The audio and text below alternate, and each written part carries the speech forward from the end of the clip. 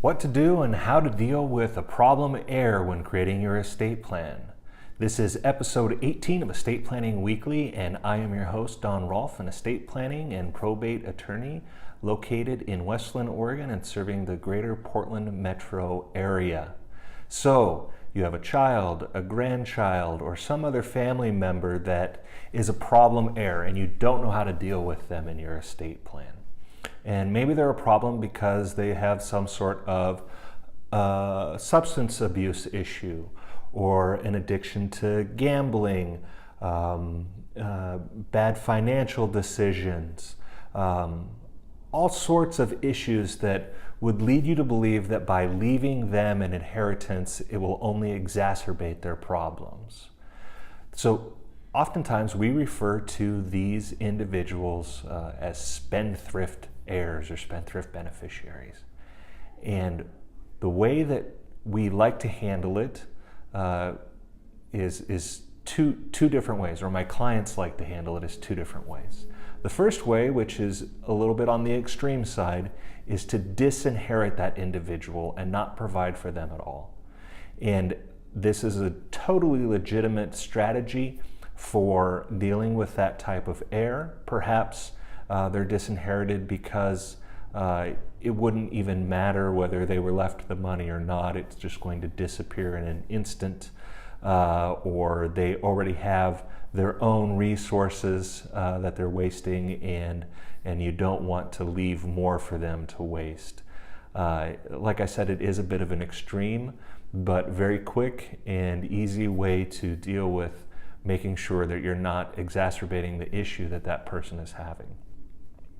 The other method that we have for dealing with these types of heirs is creating what we call a spendthrift trust.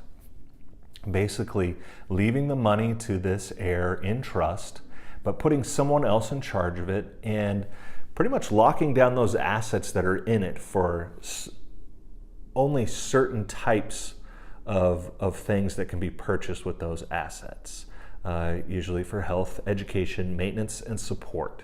And that would be totally at the discretion of the trustee that you appoint and put in charge of those assets for that heir.